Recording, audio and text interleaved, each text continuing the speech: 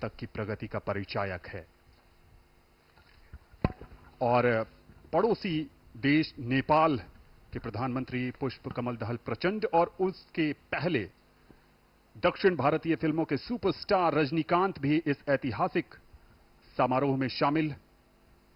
और नेपाल के प्रधानमंत्री एक तरफ से आ रहे हैं और दूसरी तरफ लोगों की जो उत्सुकता है वो रजनीकांत की तरफ भी।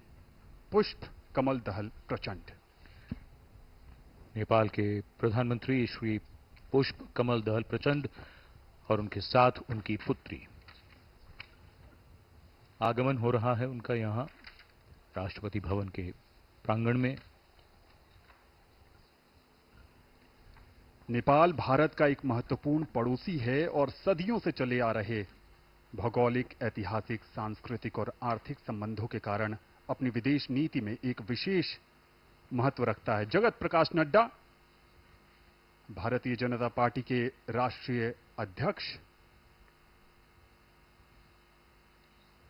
साक्षी महाराज जो राजनीति में भी हैं और अध्यात्म में भी,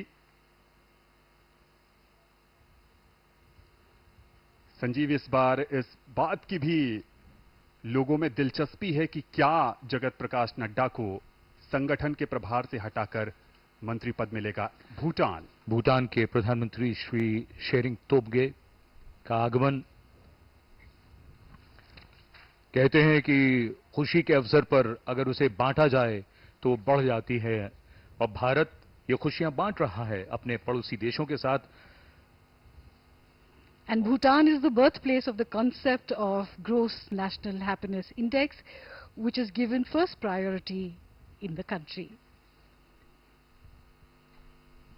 इस बीच रजनीकांत यहां पर उपस्थित लोगों से बातचीत करते हुए भूटान का जिक्र कर रही थीं जसलीन। भारत भूटान का सबसे बड़ा व्यापारिक साझेदार है। इसके निर्यात और आयात में महत्वपूर्ण हिस्सेदारी भारत की है। चूखा, ताला, मंगदेछू जल विद्युत संयंत्र जैसी परियोजनाएं दोनों देशों की सफलता की परिचायक। The national dress of Bhutan is called the go, which men wear. It's a knee-length robe, somewhat resembling a kimono that is tied at the waist by a traditional belt known as kera. We are seeing the culture and traditions of India and of our guests. Mauritius कि यहां पर प्रविंद कुमार जगन्नाथ का आगमन होता हुआ। Mauritius भी भारत का महत्वपूर्ण साझेदार रहा है। भारत ने औपचारिक रूप से 1948 में राजनयिक संबंध बनाए थे और तब से लेकर आज तक संबंधों की एक नई पटकथा मॉरिशस के साथ प्रधानमंत्री नरेंद्र मोदी के नेतृत्व में बीते 10 वर्षों में भी लिखी गई है। एक एक करके यहां पर हमारे विदेशी मेहमानों का आगमन हो रहा है। बांग्लादेश की राष्ट्रपति श्रीमती शेख हसीना और उनके साथ उनकी सुपुत्री। भारत के पड़ोसी और भारत के पड़ोसियों के साथ भारत के रिश्तों की एक नई उड़ान, नई ऊंचाई। India and Bangladesh share a deep bond of friendship and cooperation. India was one of the first countries to recognize Bangladesh and establish diplomatic relations immediately after its independence in December 1971. India and Bangladesh share the longest land boundary that India shares with any of its neighbors, and Prime Minister Sheikh Hasina and Mr. Modi have shared many friendly meetings where they have promised to cooperate with each other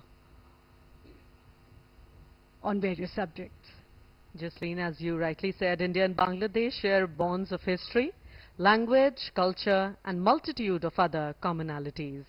The Shonali Adhyay or golden chapter of bilateral ties continues with both sides maintaining close engagement in diverse areas, including at the highest level.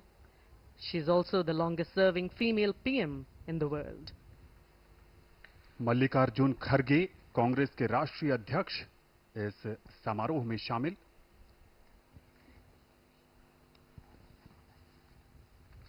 और बांग्लादेश की बात करें तो पिछले वर्ष यानी 2023 में प्रधानमंत्री नरेंद्र मोदी और बांग्लादेश के बीच जो समझौता हुआ उसके तहत अखौरा अगरतला रेल लिंक का उद्घाटन जो बांग्लादेश को त्रिपुरा से जोड़ता है।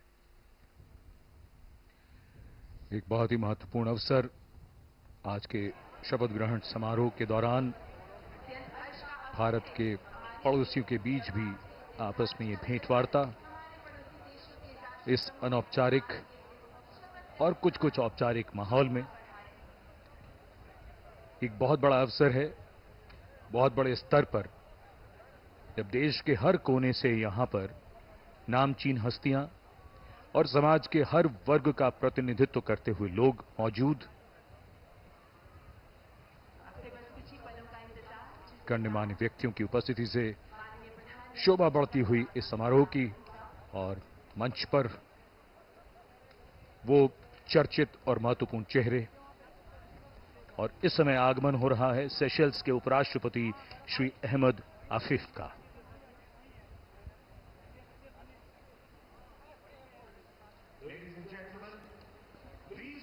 Diplomatic ties between India and Seychelles have existed since Seychelles gained independence in 1976.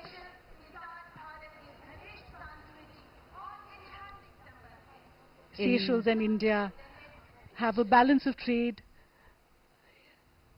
in areas of tourism, fishing, petroleum, exploration, communications and IT, computer education and pharmaceuticals, which have been identified as areas of economic cooperation between the two countries.